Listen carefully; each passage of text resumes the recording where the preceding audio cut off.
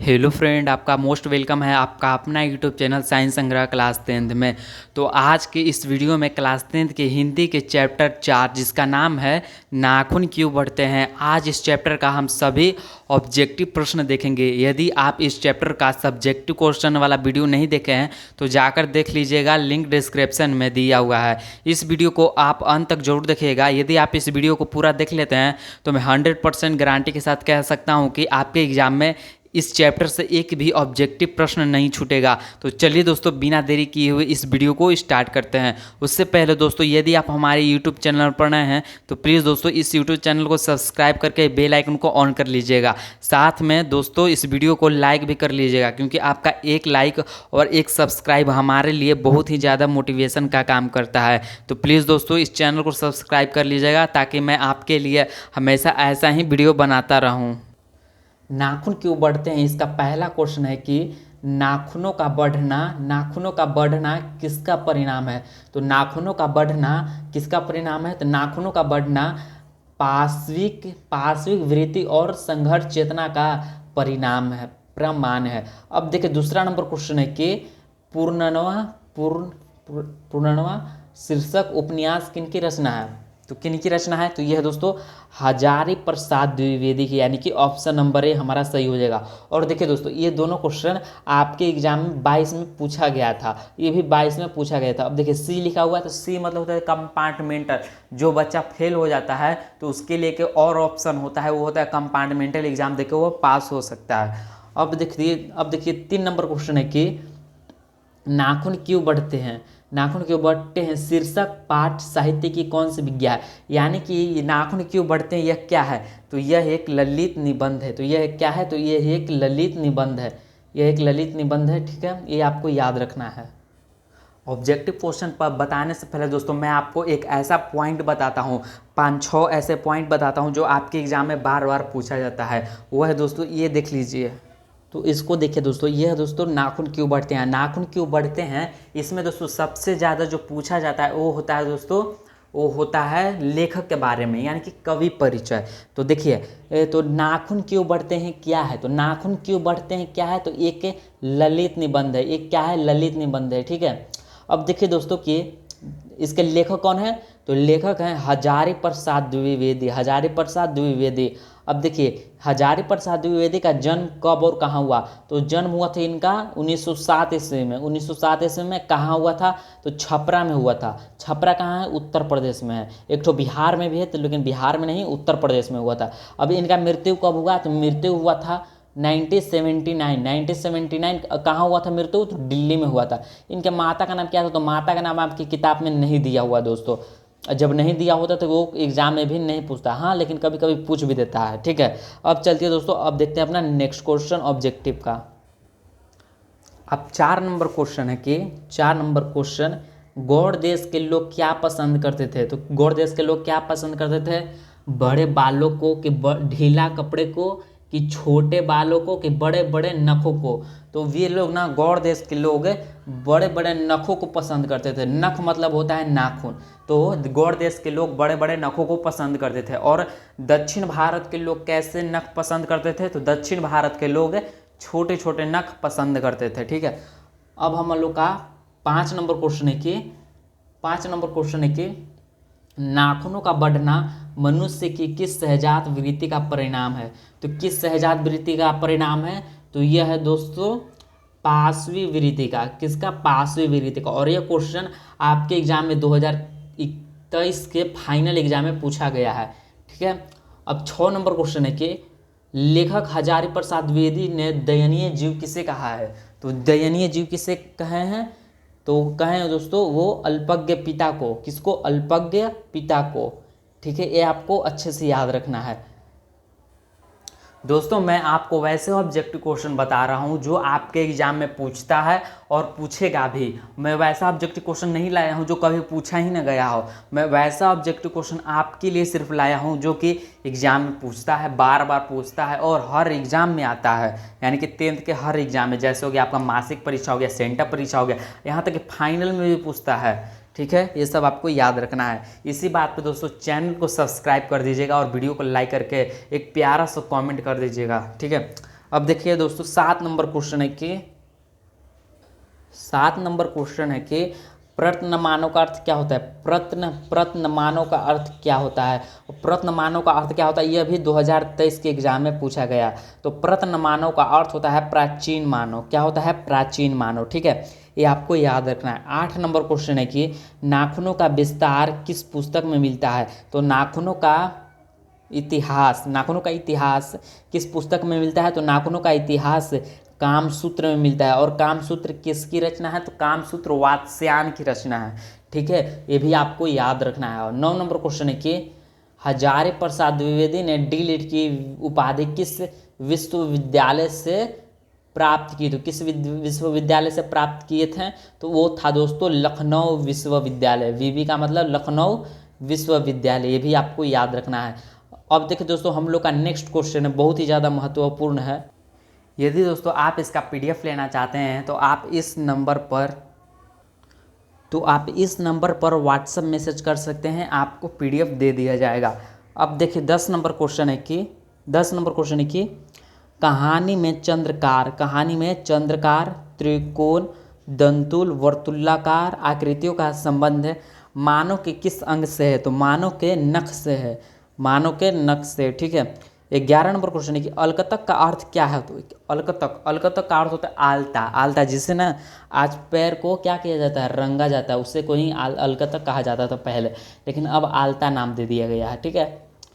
अब देखिए दोस्तों 12 नंबर क्वेश्चन है कि द्विवेदी जी को साहित्य अकादमी पुरस्कार किस रचना पर मिला था। तो द्विवेदी जी को साहित्य अकादमी पुरस्कार आलोक पर्व पर मिला था। ठीक है, आलोक पर्व पर किस पर मिला था, आलोक पर्व पर। अब देखिए दोस्तों हम लोग का 13 नंबर क्वेश्चन है कि प्राचीन मानव का प्रमुख अस्त्र शस्त्र था। प्राचीन मानव का अर्थ शस्त्र क्या था। तो प्राचीन मानव का अर्थ शस्त्र नाखून था, जिसे हम नख भी कहते हैं, नख। ठीक है, ऑप्शन में यदि नाखून ना रहे तो नख रहेगा, नख मतलब नाखून। अब 14 नंबर क्वेश्चन है, नाखूनों का बढ़ना किसका परिणाम है। तो नाखूनों का बढ़ना किसका परिणाम है। तो नाखूनों का बढ़ना मनुष्य की अंध सहजात वृत्ति का है। यदि दोस्तों आपको ये वीडियो थोड़ा सा भी अच्छा लग रहा है तो प्लीज़ दोस्तों इस चैनल को सब्सक्राइब करके वीडियो को लाइक कर दीजिएगा, क्योंकि आपका एक सब्सक्राइब और एक लाइक हमारे लिए बहुत ही ज़्यादा मोटिवेशन का काम करता है। तो प्लीज़ दोस्तों इस चैनल को ज़रूर सब्सक्राइब कीजिएगा, ताकि मैं आपके लिए ऐसा ही हमेशा वीडियो बनाता रहूँ। 15 नंबर क्वेश्चन देख लीजिए आप। 15 नंबर क्वेश्चन है कि सब पुराने अच्छे नहीं होते और सब नए खराब नहीं होते, ऐसा किसने कहा था। तो ऐसा कालिदास ने कहे थे। किसने कहा था, तो कालिदास ने। और देखिए ये क्वेश्चन आपके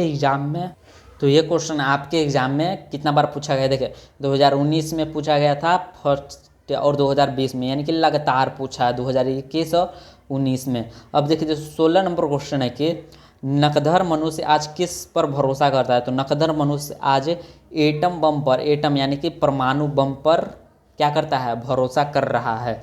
ठीक है। अब 17 नंबर क्वेश्चन भी देख लीजिए कि 17 नंबर, मनुष्य को मनुष्यता यही है कि वह सबके सुख दुख को सहानुभूति के साथ देखता, यह तथ्य किसका है। तो यह तथ्य किसका है दोस्तों, तो यह तथ्य है गौतम बुद्ध का। ये तथ्य किसका है, गौतम बुद्ध का। ठीक है, ये भी आपको याद रखना है। 18 नंबर क्वेश्चन है, 18 नंबर की नाखून क्यों बढ़ते हैं के निबंधकार कौन है। तो मैं आपको पहले भी बता चुका हूँ कि इनके लेखक हैं आचार्य हजारी प्रसाद द्विवेदी। ठीक है, ये भी आपको याद रखना है बहुत अच्छे से।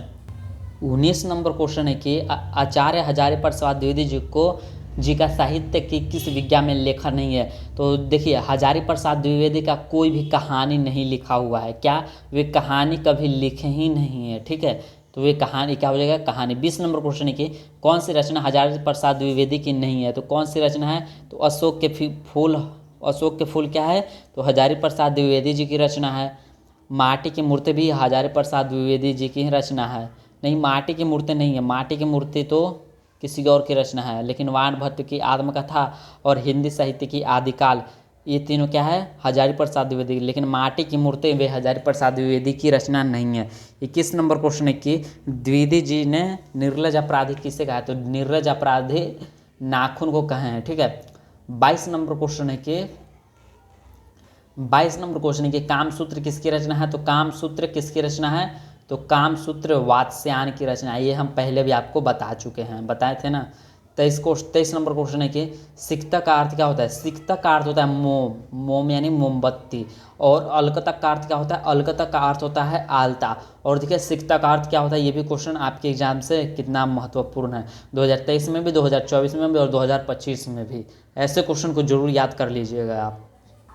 यदि दोस्तों आपको यह वीडियो अच्छा लग रहा है तो प्लीज़ दोस्तों इस चैनल को सब्सक्राइब करके वीडियो को लाइक कर दीजिएगा और एक अच्छा सा कमेंट भी कर दीजिएगा और बेल आइकन तो ऑन जरूर कर दीजिएगा, ताकि जब भी मैं ऐसा ऑब्जेक्टिव क्वेश्चन और सब्जेक्टिव क्वेश्चन का वीडियो लाऊं तो सबसे पहले नोटिफिकेशन आप तक पहुँचे। ठीक है दोस्तों, तो देखिए अब हम लोग का 24 नंबर क्वेश्चन है कि महाभारत क्या है, तो महाभारत क्या है, तो महाभारत क्या है, तो महाभारत एक पुराण है, क्या है, पुराण है, क्या है, पुराण, ठीक है। अब देखिए दोस्तों 25 नंबर क्वेश्चन है कि आचार्य हजारी प्रसाद द्विवेदी द्वारा रचित पाठ है, तो हम जो रचित पाठ क्या पढ़ रहे हैं, तो नाखून क्यों बढ़ते हैं, नाखून यह किन के द्वारा रचित है, तो यह है हजारी प्रसाद द्विवेदी जी के द्वारा रचित है। देखिए अब 26 नंबर क्वेश्चन है कि ललित निबंध क्या है, तो ललित निबंध है नाखून क्यों बढ़ते हैं, ये क्या है, ललित निबंध है, ठीक है। और ये भी क्वेश्चन 2 बार पूछा गया है। अब देखिए दोस्तों 27 नंबर क्वेश्चन है कि 27 नंबर क्वेश्चन है कि पुराने का मोह सब समय वांछनीय ही नहीं होता है, किस लेखक की पंक्ति है, तो यह लेखक है हजारी प्रसाद द्विवेदी। ये कौन थे, हजारी प्रसाद द्विवेदी, ठीक है। अब देखिए 28 नंबर क्वेश्चन है कि प्राचीन काल में दक्षिण भारत के लोग कैसा नाखून पसंद करते थे, छोटे छोटे, कैसे, छोटे छोटे, ठीक है, छोटे छोटे नाखून पसंद किया करते थे। और गौड़ देश के लोग कैसा नाखून पसंद करते थे, तो बड़े बड़े नाखून पसंद करते थे, ठीक है। अब देखिए 29 नंबर क्वेश्चन है कि दधीची की हड्डी से क्या बना था, तो दधीची के हड्डी से इंद्र का वज्र बना था, क्या बना था, दधीची के हड्डी से क्या बना था, तो इंद्र का वज्र। अब 30 नंबर क्वेश्चन है कि 30 नंबर क्वेश्चन है कि आलोक पर्व शीर्षक निबंध संग्रह किनकी रचना है, तो आलोक पर्व संग्रह किनकी रचना है, तो यह है हजारी प्रसाद द्विवेदी की, किनकी रचना है, हजारी प्रसाद द्विवेदी की। अब 31 नंबर क्वेश्चन है कि हजारी प्रसाद द्विवेदी जी का जन्म कब हुआ था, तो मैं पहले भी बता चुका हूं कि हजारी प्रसाद द्विवेदी जी का जन्म 1907 ईस्वी में हुआ था। और यह क्वेश्चन देखिए कितना बार पूछा गया है, जो ज़्यादा बार पूछा गया वो भी हम आपके लिए लाए हैं, ठीक है, ये भी बहुत बार पूछा गया था। अब 32 नंबर क्वेश्चन है कि आचार्य हजारी प्रसाद द्विवेदी जी का जन्म कहाँ हुआ था, तो इनका जन्म हुआ था बताया था ना, छपरा में हुआ था, छपरा, हाँ देखिए बलिया छपरा एक ही है ना, तो ये उत्तर प्रदेश में हुआ था, कहाँ हुआ था, उत्तर प्रदेश में, ठीक है, ये भी आपको याद रखना है। देखिए अब 33 नंबर क्वेश्चन है कि कौन मनुष्य का आदर्श नहीं बन सकती, तो बंदरिया है ना, ये कभी मनुष्य की आदर्श नहीं बन सकती, तो कौन, तो बंदरिया, ठीक है, ये भी आपको याद रखना है। अब देखिए 34 नंबर क्वेश्चन है कि देवताओं का राजा से किन्हें संबोधित किया जाता है, तो किन्हें संबोधित किया जाता है, तो किन्हें संबोधित किया जाता है, तो इंद्र को संबोधित किया जाता है, इंद्र को। अब 35 नंबर क्वेश्चन है कि नख यानी नाखून किसका प्रतीक है, तो यह पशुता का प्रतीक है, ठीक है, यह पशुता का प्रतीक है, ठीक। अब 36 नंबर क्वेश्चन है पृथ्वीराज रासो किनका संपादन है, तो पृथ्वीराज रासो हजारी प्रसाद द्विवेदी जी का संपादन है। अब 37 नंबर क्वेश्चन है कि आचार्य हजारी प्रसाद द्विवेदी को कब पद्म भूषण की उपाधि से सम्मानित किया गया, तो कब किया गया था, तो यह किया गया था, कब किया गया था, तो यह किया गया था 1957 ईस्वी में, 1957 ईस्वी में, ठीक है। अब देखिए दोस्तों कि 38 नंबर क्वेश्चन क्या है, तो 38 नंबर क्वेश्चन है कि 38 नंबर क्वेश्चन अशोक के फूल किनकी रचना है, तो अशोक के फूल किनकी रचना है, तो अशोक के फूल हजारी प्रसाद द्विवेदी जी की रचना है, ठीक है। अब 39 नंबर क्वेश्चन है कि लेखक के अनुसार मनुष्य में नाखून किसका जीवन प्रतीक है, तो किसका जीवन प्रतीक, क्वेश्चन था कि लेखक के अनुसार मनुष्य के नाखून किसका जीवन प्रतीक है, तो यह है पाशवी वृत्ति का, यह है पाशवी वृत्ति का, ठीक है। अब देखिए 40 नंबर क्वेश्चन है कि आचार्य हजारी प्रसाद द्विवेदी की मृत्यु कब और कहाँ हुई थी। तो बताए थे कि 1979 दिल्ली में हुआ था। कहाँ हुआ था? दिल्ली में हो गया था। ठीक है। अब 41 नंबर क्वेश्चन कि शहजाद बिरतिया किसे कहते हैं। तो शहजाद बिरतिया अनजान स्मृतियों को कहते हैं, अनजान स्मृतियों को कहते हैं। और ये भी क्वेश्चन आपके बिहार बोर्ड के एग्जाम में बहुत बार पूछा गया है। अब देखिए दोस्तों 42 नंबर क्वेश्चन है कि 42 नंबर द्विवेदी जी ने किसने पूछा था कि नाखून क्यों बढ़ते हैं। तो बताया था कि छोटी लड़की ने पूछा था। और ये भी क्वेश्चन महत्वपूर्ण है, ये भी आपके बिहार बोर्ड के एग्जाम में पूछा गया है। अब देखिए 47 नंबर क्वेश्चन है, 43 नंबर क्वेश्चन कि नाखून क्यों बढ़ते हैं। पाठ में बूढ़े ने सबसे बड़ी जिक्र किससे की है। तो किससे माना है। तो किसे माना है। तो हजारी प्रसाद द्विवेदी ने किसे माना है। तो वह दोस्तों प्रेम। क्या है? प्रेम। ठीक है। अब 44 नंबर क्वेश्चन है कि किस देश के लोग बड़े बड़े नख पसंद करते थे। तो गौड़ देश के लोग। किस देश के लोग? गौड़ देश के लोग। ठीक है।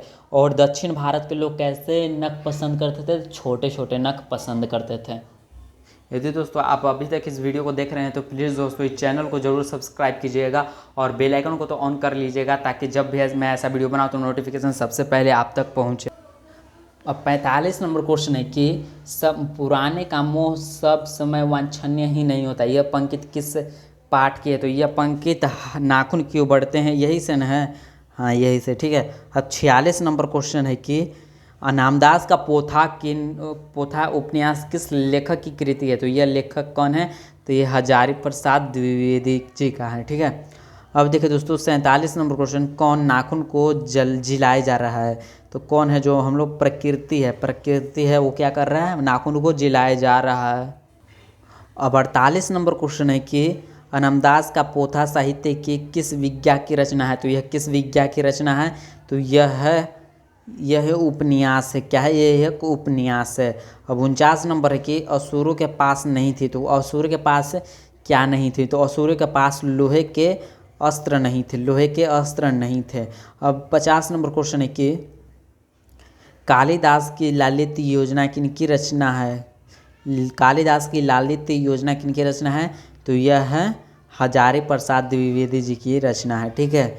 ये भी आपको अच्छे से याद रखना है। 51 नंबर क्वेश्चन है कि 51 नंबर क्वेश्चन है, गौतम बुद्ध ने कहा था कि मनुष्य की मनुष्यता सभी के दुख समान के साथ देखे, सभी के प्रति असमानता का भाव रखे, स्वार्थ का भाव रखना या भौतिक विकास करना। तो क्या कहते हैं। तो वे कहते हैं सभी के दुखों को सहानुभूति के साथ समझना। ठीक है। अब 52 नंबर क्वेश्चन, नगधर मनुष्य अब क्या लेकर आगे की ओर चल रहा है। तो वह एटम बम लेकर चल रहा है आगे की ओर। 53 नंबर क्वेश्चन कि मनुष्य किसकी नहीं बढ़ने देगा। तो मनुष्य किसको नहीं बढ़ने देगा। तो नाखून को नहीं बढ़ने देगा। ठीक है। तो दोस्तों आज के इस वीडियो में हम लोग ने आज इस चैप्टर के सभी ऑब्जेक्टिव क्वेश्चन को देख लिया है। यदि दोस्तों आप इस वीडियो को पूरा देख लिए हैं तो मैं आपको गारंटी के साथ कह सकता हूं कि आपके एग्जाम में ना एक ऑब्जेक्टिव क्वेश्चन नहीं छूटेगा। यदि आप दोस्तों इसको अच्छे से देख लिए हैं और इसको लिख के याद कर लीजिएगा, और मैं गारंटी के साथ कहूँगा कि आप यदि आप किसी एग्जाम में जाते हैं और इस चैप्टर से क्वेश्चन आया हो तो कोई भी आपसे नहीं छूटेगा। यदि दोस्तों आपको यह वीडियो थोड़ा सा भी अच्छा लगा हो तो प्लीज़ दोस्तों इस चैनल को सब्सक्राइब करके बेल आइकन को ऑन कर दीजिएगा और साथ में वीडियो को भी लाइक कर दीजिएगा, क्योंकि आपका एक सब्सक्राइब और एक लाइक हमारे लिए बहुत ही ज़्यादा मोटिवेशन का काम करता है। तो प्लीज़ दोस्तों इस चैनल को जरूर सब्सक्राइब कीजिएगा। तो मिलते हैं दोस्तों आपसे नेक्स्ट वीडियो में, तब तक के लिए करंट बाय।